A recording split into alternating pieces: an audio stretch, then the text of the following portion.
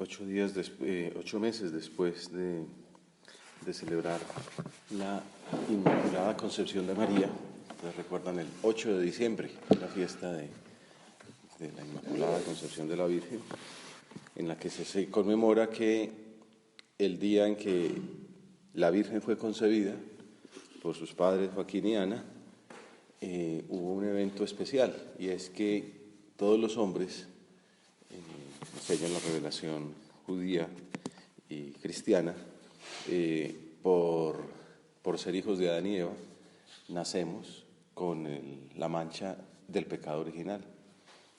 Desde que somos concebidos, pues desde que aparece ese genoma en la tierra de nuestra identidad, venimos manchados con ese pecado de origen que cometieron Adán y Eva, con el que marcaron la naturaleza humana. Una enseñanza básica del cristianismo. Y precisamente para limpiarnos, para redimirnos de ese pecado, Jesús se hizo hombre. Y entonces lo que enseña el dogma de la Inmaculada Concepción de María es que, en atención a los méritos de su Hijo, como al fin y al cabo Dios no tiene tiempo, ella fue la primera beneficiada de esa redención. Y entonces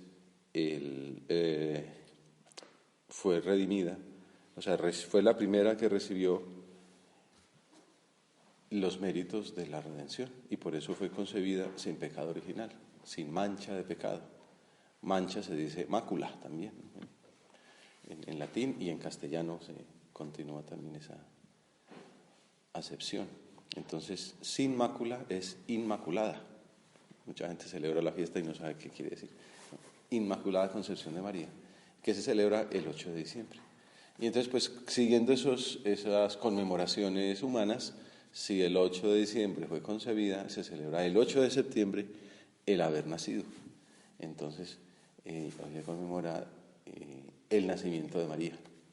No es que históricamente haya nacido el 8 de diciembre del 15 antes de Cristo, porque esos datos no se tienen, pero bueno, pues es una manera de conmemorarlo.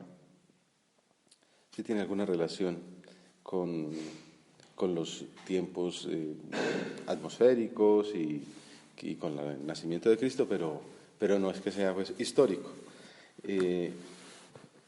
Pero es una manera que tenemos los hijos de celebrar a las madres. A muy pocas personas no les gusta conmemorar a sus madres, ¿no? Y la Iglesia, que también es humana y es festiva, le gusta conmemorar este tipo de solemnidades. Ayer me pasó ese pequeño desvío que nos hizo realizar el Waze por la geografía colombiana. Pasamos por un sitio y se me vino a la mente, había una persona muy mal vestida, pues no muy mal vestida, iba elegante, pues iba de camisa, corbata, tal. Pues una mezcla de colores que, bueno, puede ser simple ignorancia, pero pues porque era negro, rojo oscuro y gris oscuro, pues, y decía, no sé, porque me vino a la mente unos comentarios así de apologetas británicos, como diciendo, no entiende la alegría cristiana, ¿no? Digamos, como el cristiano se pone el amarillo, se pone, ¿no?, unos colores más festivos, ¿no?, más gozosos, menos sombríos, ¿no? Bueno, de pronto era un católico súper practicante, pero usted sabe, simplemente lo que tenía era falta de estilo humano. Pero bueno, sí que celebramos mucho las fiestas, y en concreto, pues, entonces conmemoramos el nacimiento de María. Recuerdo que en esta misma casa, hace 15 días, nos tocó conmemorar la Asunción de la Virgen de los Cielos, con lo cual se acababa el ciclo de su vida. Entonces hoy empezamos otra vez a conmemorar, se me acaba de ocurrir, pues bueno, el nacimiento. Y así está, hasta que el 15 de agosto celebraremos el próximo año el término de su vida terrenal. Y lo celebramos dándole una serenata. Ahí en la ermita teníamos aquí mucho talento, unos músicos, y hicimos unas canciones bien buenas. De pronto esta noche nos animamos y hacemos algo parecido. Y en la liturgia de esta fiesta se repite la invitación al gozo, a la alegría, como es natural en la celebración familiar del cumpleaños de la madre.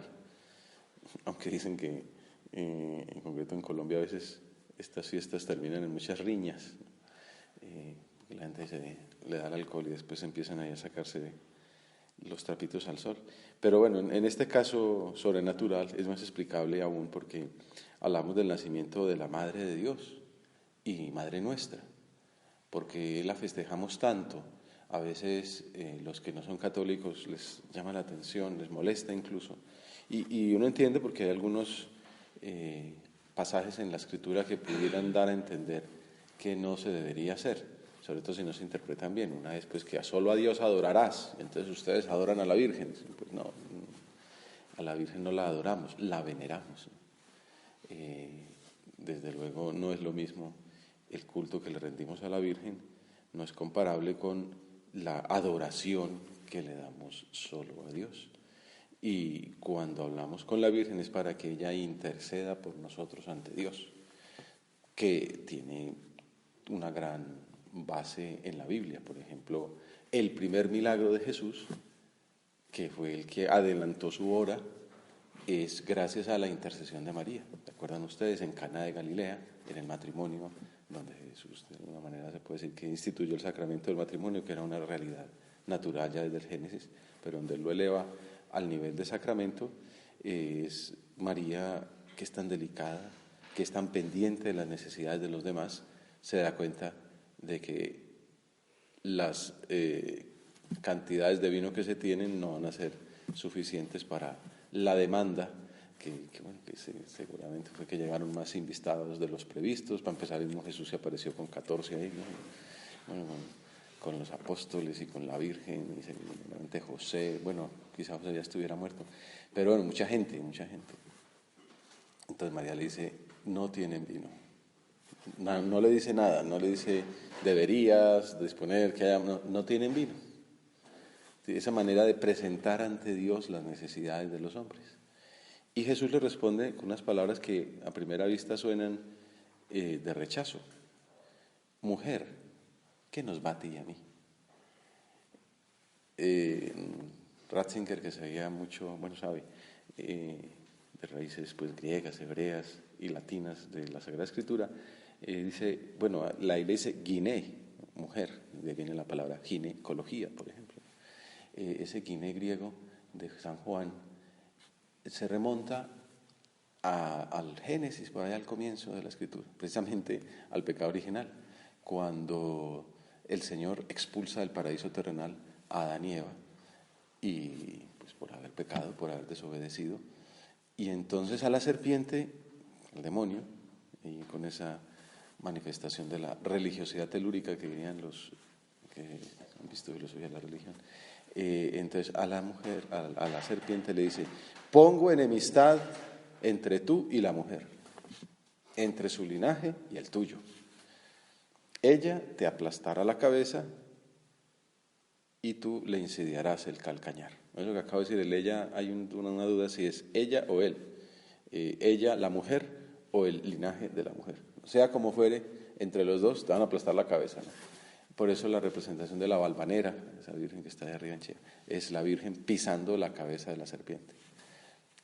Otra interpretación es el hijo de la virgen, pues, o de la mujer, que le pisaría, mientras la serpiente está incidiando el calcañar, ¿no? El talón.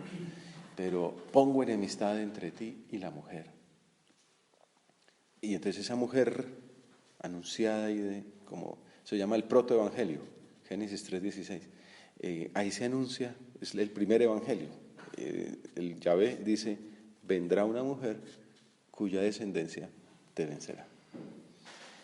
Y entonces aquí Jesús le dice, Giné, mujer, lo cual da a entender, se puede entender que es esa mujer anunciada en el Antiguo Testamento. Mujer, ¿qué nos va a ti y a mí? O sea, la primera palabra que Jesús le dirige a la Virgen en el Evangelio de Juan, pues porque en otros civiles la primera es por allá a los 12 años, porque me buscabais, ¿no? Cuando él se les pierde en el templo. Y la última palabra en el Evangelio de San Juan es precisamente, ¿cuál les parece a ustedes que se acuerdan? ¿Qué es lo último que Jesús le dice a María? Mujer. ¿Qué le dice? ¿Mujer qué? Ahí tienes a tu hijo.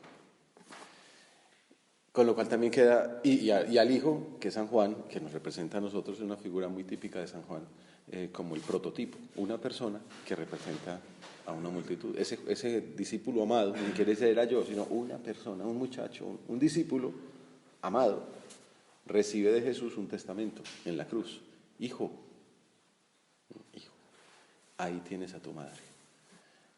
También es muy bíblico eso, o sea, cuando digo que a veces se critica la devoción a María, oye, pero es que es muy bíblico, es Jesús el que nos dice, hijo, ahí tienes a tu madre. No, ya hay otro que se lo aprendí a un pastor que terminó convirtiéndose al catolicismo, que dice, bueno, también es muy bíblico, está en la Sagrada Escritura, está en San Lucas, cuando ella dice, visitando a su prima Isabel, me llamarán bienaventurada todas las generaciones. En eso sí estamos todos de acuerdo, en que la Sagrada Escritura es inspirada por el Espíritu Santo. El Espíritu Santo dice, todas las generaciones llamarán bienaventurada a María, alabarán a María, venerarán a María. No la van a adorar porque solo a Dios van a adorar, pero a María sí se le venera. Bueno, mujer, ahí tienes a tu hijo. Mujer, ¿qué nos va a ti y a mí? Le dice en Caná de Galilea. Y entonces ella no dice, uy, qué pena, sí, me estoy extralimitando, no debía haberlo hecho, sino que Juan Pablo II, que es muy, muy santo, muy profundo en estas lides de Sagrada Escritura, pues porque tenía una concepción muy profunda del misterio, se había metido muy a fondo, un hombre con una espiritualidad muy intensa.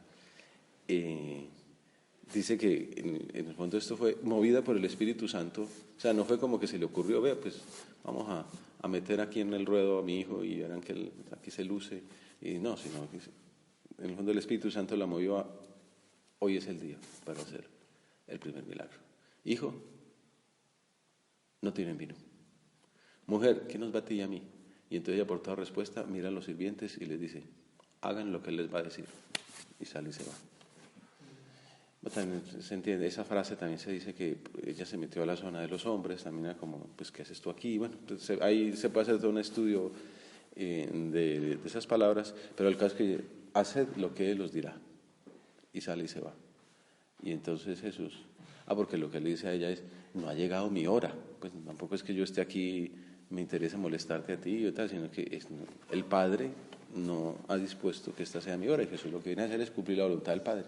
Entonces, de alguna manera, lo que está diciendo es, pues sí ha llegado la hora. También ella tenía una relación con el Padre muy especial, pues tan especial que era la madre del Hijo, ¿no? Encarnado.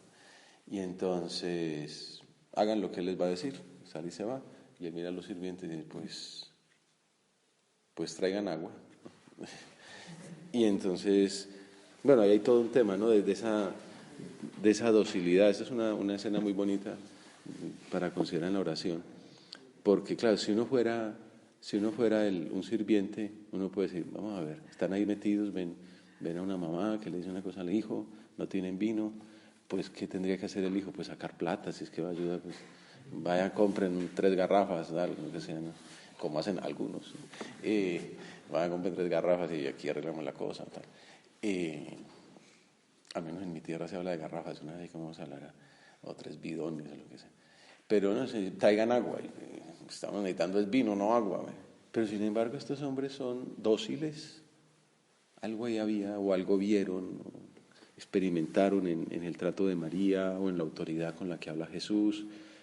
Entonces que van y traen 3, no garrafas, son ánforas, pues son unas vasijas grandes, no tengo la medida, pero eran muchos litros de agua. Y me suena que eran como 5.000, pero dice que las traían llenas hasta el extremo. No es como, traigan agua, pues entonces traen unas ollitas ahí, ¿no? Dice, no, pues traen unas ánforas grandísimas y llenas usquatsumum, ¿no? Hasta el extremo. Y entonces, cuando se las presentan a Jesús, resulta que no es agua, sino vino.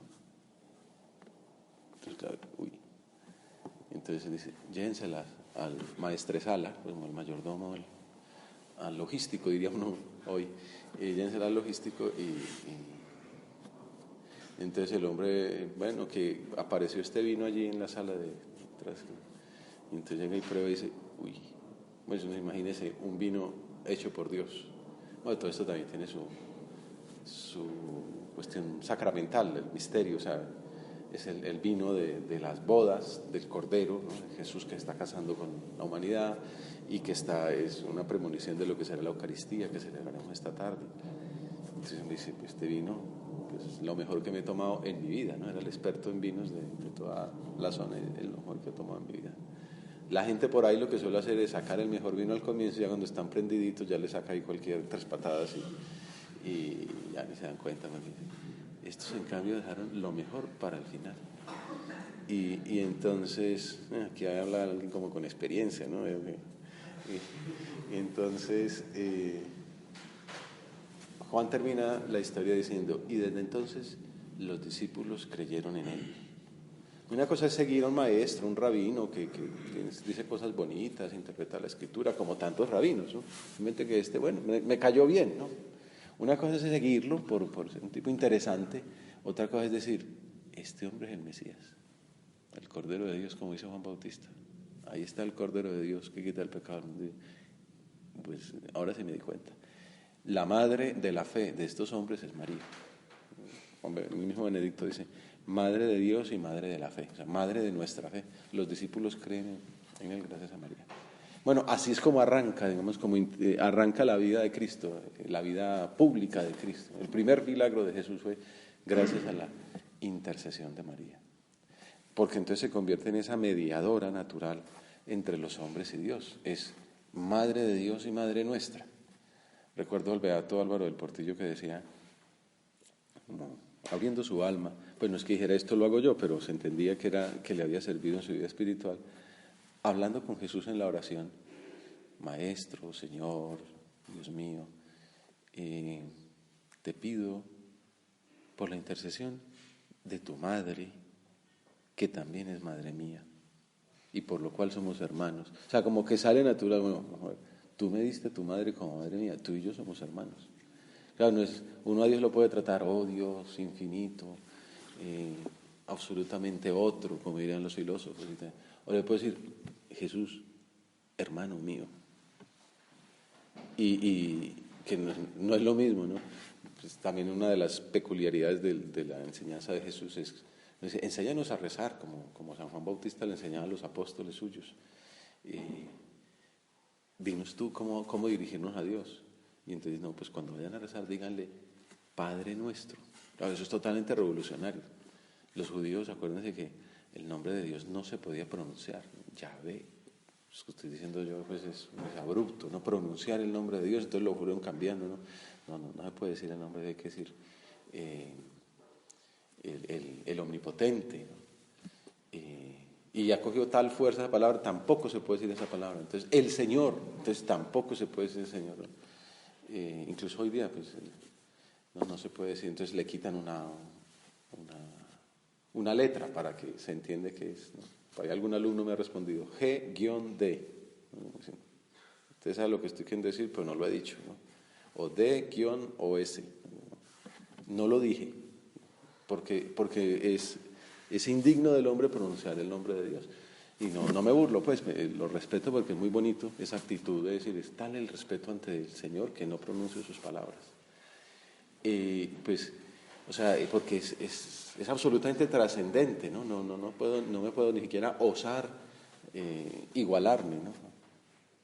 En cambio Jesús, que se hace hombre precisamente para igualarnos, dice, ustedes cuando hablen con él, díganle, Padre nuestro, trátenlo como un papá. Obviamente la relación de Jesús con el Padre es distinta a la nuestra, porque Jesús, es el Hijo consustancial, ¿no? Que su naturaleza, por antonomasia, es ser el Hijo. Nosotros somos hijos por adopción. Pues si ustedes díganle Padre nuestro, pero así como decirle yo, Padre mío, solamente lo diré yo. Pero es muy revolucionario ese Jesús. Y ya después San Pablo dirá, ¿no? Que el Espíritu Santo suscita en nuestra alma de decirle Apá, Padre. En todos los idiomas más o menos se dice lo mismo, Apá, ¿no? Los países que son muy, muy cercanos a la revelación pues dicen Apá, ¿no? Apá, Apá, Padre, ¿no? Bueno, así se le trata a Dios. Y bueno, y nosotros a Jesús le decimos hermano porque Él mismo nos dijo, mi mamá es la mamá de ustedes. Ahí se las dejo en herencia, ¿no? Y entonces se entiende que lo que uno le pide a Dios se lo puede pedir obviamente en Jesucristo, que es el único mediador, como dice la carta a los Hebreos, pero también Él ha querido contar con María y nos la pone a nuestra disposición.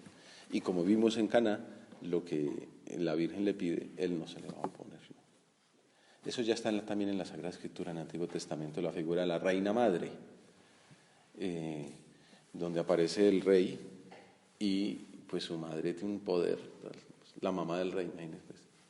Siempre ha existido eso de la palanca, ¿no? Pues uno dice, Reina Madre, puede decirle a su hijo que nos colabore aquí con pavimentar esta calle, pues obviamente hágale, ¿no? Y esa figura existe y por eso también la representan a la Virgen de esa manera, ¿no? Sentada en el mismo trono de su hijo.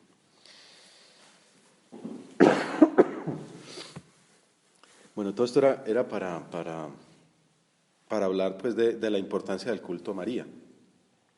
Y por eso la liturgia dice que el nacimiento de la Madre de Dios y Madre nuestra, que conmemoramos hoy, el cumpleaños de María, por decirlo de alguna manera, nos abrió el camino para ser hijos, una filiación más plena.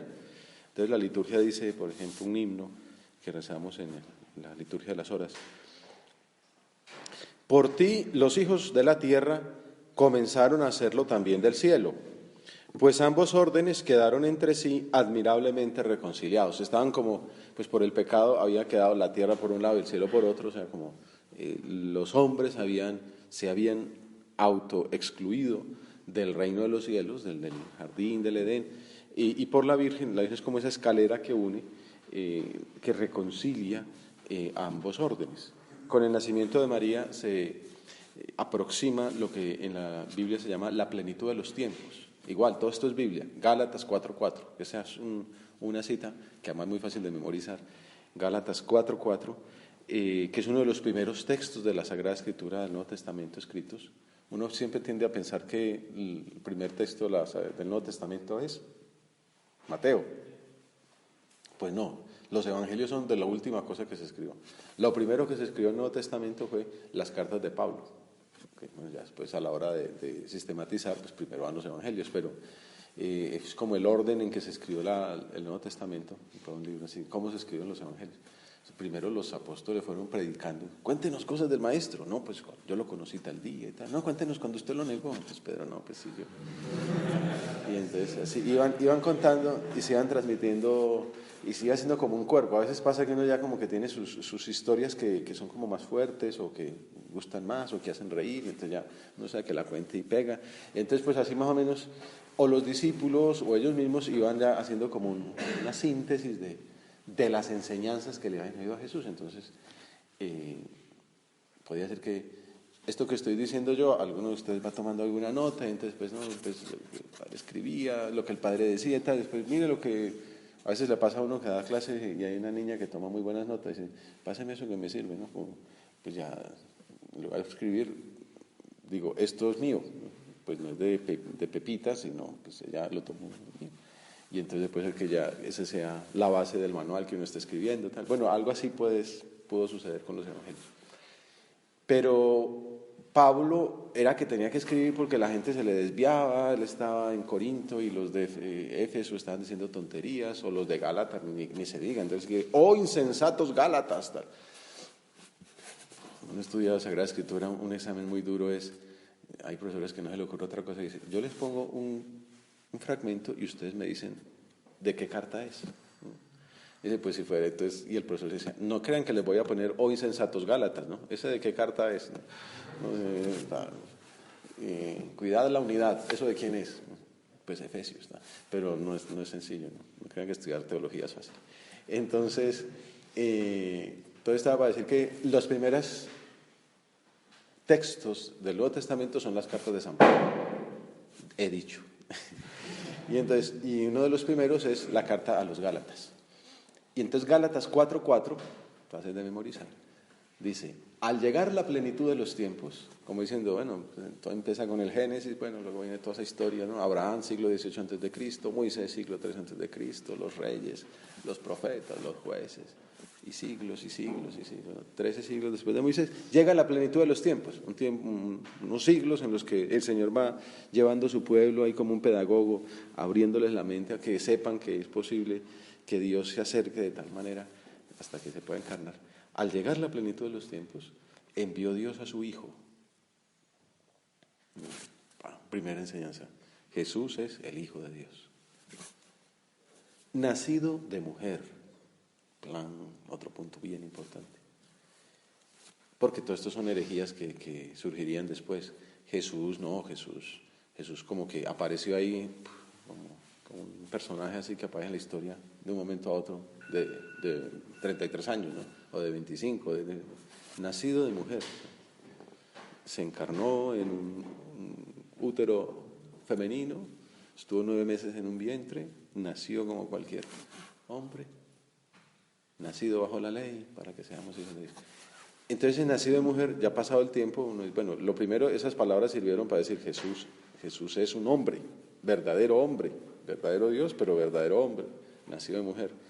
Y entonces ya todo eso sirvió para saber cómo era Jesús, una persona, dos naturalezas, hombre y Dios. Pero dice, ya más adelante, cuando ya quedó clara la naturaleza de Jesús, metámosle a esto lógica. Si Jesús es el Hijo de Dios y es nacido de mujer, esa mujer es la madre de Jesús y entonces es la madre de Dios. Simplemente mamá mía, María es la madre de Dios, Theotokos. Esto es un concilio, ¿no? Pues bueno, todo aquello fue un festejo por el pueblo, que el pueblo lo reconocía así, luego los teólogos eran los que estaban allá encerrados en sus libros, entonces terminan diciendo unas tonterías, como eso, que María es la madre del verbo, pero es la madre de Jesús, pero no la madre del verbo, es la madre de lo humano, pero no la madre de lo divino. Entonces, pues hicieron un concilio, y te dicen, no, pues sí, madre de Dios, pues, lo que dice San Pablo, ¿no? El Hijo de Dios nació de una mujer, quiere decir que esa mujer es la madre del Hijo de Dios. Y entonces, es la madre de Dios. Poco fuerte, pero es verdad. Theotokos. Pues ahí salieron todos con candelas.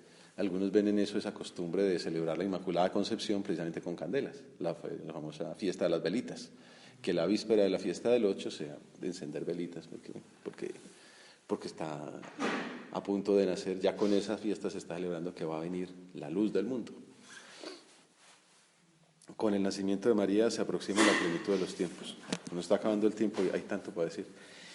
La llegada de aquel momento esperado a lo largo de los siglos, para el cual momento Dios mismo había preparado a su pueblo desde Abraham, pasando por Moisés y por los profetas, como Miqueas, por ejemplo, cuyo oráculo se lee en la primera lectura de la misa. Dice Miqueas una frase que le sirvió a los maestros de Herodes cuando llegan los reyes magos. Dicen, no, que venimos porque venimos a adorar al rey de los judíos. ¿Dónde está? El rey de los judíos soy yo, diría él, pero bueno, él era un diplomático y como buen político, malo, ¿no? Hay políticos buenos, pero este era malo. Espere, yo le pregunto a mis expertos. Entonces trae pues a los eruditos, ¿dónde dice la escritura que tiene que nacer el Mesías? Dice, pues bueno, Miqueas ya dijo, y tú, Belén de Éfrata, pequeña entre los clanes de Judá, un pueblito va perdido, de ti voy a sacar al que ha de gobernar Israel. Sus orígenes son de antaño, de tiempos inmemoriales. Por eso los entregará hasta que dé a luz la que debe dar a luz. Bueno, un profeta perdido, hablando de un pueblito, pues Belén. De hecho, Jesús dirá, no, ese no es el Mesías, porque Jesús es de Nazaret, y el Mesías tiene que nacer es en Belén. No sabían. Por eso los evangelistas insisten mucho en que nació en Belén, la tierra de David. Esa enigmática mujer, la que tiene que dar a luz, hasta que dé a luz la que tiene que dar a luz, se identificaría más adelante con la profetizada en Isaías 7:14. O sea, entonces está. El Antiguo Testamento es como, podría ser un juego así, de estas novelas enigmáticas, no esas malas que vieron ustedes anoche, sino de pistas que están ahí. Vaya a Miqueas 5:1-4 o vaya a Isaías 7:14, que es otra historia muy larga, no la puedo contar ahora, pero es el profeta que le dice, mira, te manda a decir Dios que no te puedes aliar con los extranjeros. Y este hombre que esa guerra está perdida, se llama Ahaz, el rey dice, es que si me quedo solo voy a perder la guerra. Y me están ofreciendo aquí una alianza muy beneficiosa. Y dicen, no, es que tú no vas a ganar por alianzas humanas, vas a ganar porque estás aliado con Dios. Que no te alíes con nadie, te manda a decir Dios, dice el profeta. Y para que veas que es verdad lo que te estoy diciendo, pide un signo, para que veas que no son invenciones mías, sino yo estoy hablando en nombre de Dios, le dice Isaías. Y entonces a Ahaz le sale un brote de piedad y dice, no voy a tentar a Dios, no voy a pedir ningún signo. Pues que en el fondo está diciendo, yo voy a hacer lo que me dé la gana, diga usted lo que quiera decir. Dice, pues tú no pides signo, pero yo te lo voy a dar. Isaías 7:14. He aquí que la Virgen dará a luz un hijo. Tengo que ser riguroso y sincero, no puedo, como siempre. La verdad, eso no es lo que dice el profeta. El profeta dice, he aquí que la doncella dará a luz un hijo, ese es el signo. Y Ahaz estaba recién casado. O sea, no podía, y poco después la doncella, su esposa, dio a luz un hijo. Pues dice, no hace falta ser profeta para saber que un tipo que está recién casado va a tener un hijo con la esposa. Pues tampoco es que pues tiene una esterilidad, que no es lo normal. De hecho, los judíos, que de esto no tienen un pelo de tontos, dicen, pues no, eso no es profecía. Es decir, profetizar que va a tener un hijo, pues eso no hace falta ser profeta para profetizar que un tipo recién casado va a tener un hijo. Entonces, cuando pasan del hebreo ese doncella al griego, no lo traducen por doncella, ¿no?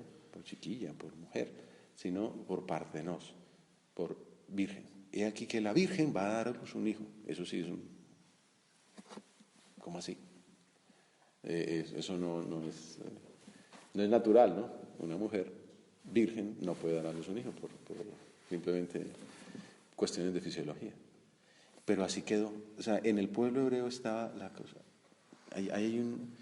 Eso es una profecía, un misterio. Algo raro va a pasar. Eso es un anuncio del Señor. Y eso quedó como una profecía mesiánica. Hay una serie de profecías mesiánicas como la de Miqueas y hay otras más, como 6 o 7. Ratzinger cita a un estudioso que dice, eso es como en esas novelas de Tolkien, que es como una cerradura que requiere una llave. Es curiosa, ¿no? ¿Se acuerdan de las puertas esas de las piedras que ahí está la cerradura? Esa es la puerta, pues una piedra. ¿Cómo se abre? Bueno, se juntas, es la fiesta de San Juan, se abrió. Bueno, esta es una cerradura que solamente la abre una puerta, una llave, y la llave es María. La Virgen dará a luz un hijo. Y esa es la Virgen que estamos celebrando su nacimiento hoy, de genealogía privilegiada.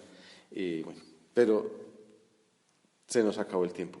Dice San Andrés de Creta, para ir terminando, un mariólogo muy famoso, citado en el mismo oficio de la Virgen. El nacimiento de la Madre de Dios es el exordio de todo este cúmulo de bienes, exordio que hallará su término y complemento en la unión del Verbo con la carne que le estaba destinada. Hoy, el nacimiento de la Virgen que celebramos, que se ha construido el santuario creado del Creador de todas las cosas, y la creación, de un modo nuevo y más digno, queda dispuesta para hospedar en sí al Supremo Hacedor. Hoy se construye la cuna en la que Jesús va a nacer.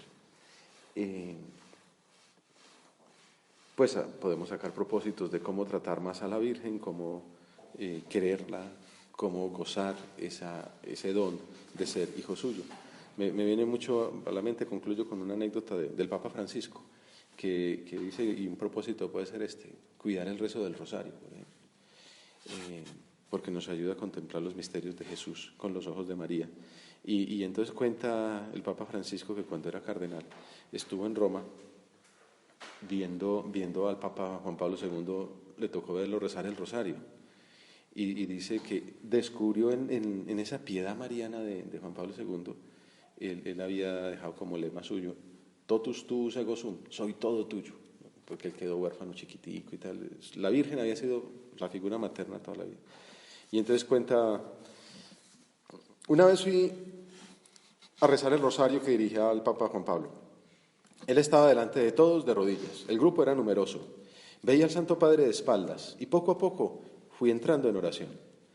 No estaba solo, rezaba en medio del pueblo de Dios, al cual yo y todos los que estábamos allí pertenecíamos, conducidos por nuestro pastor.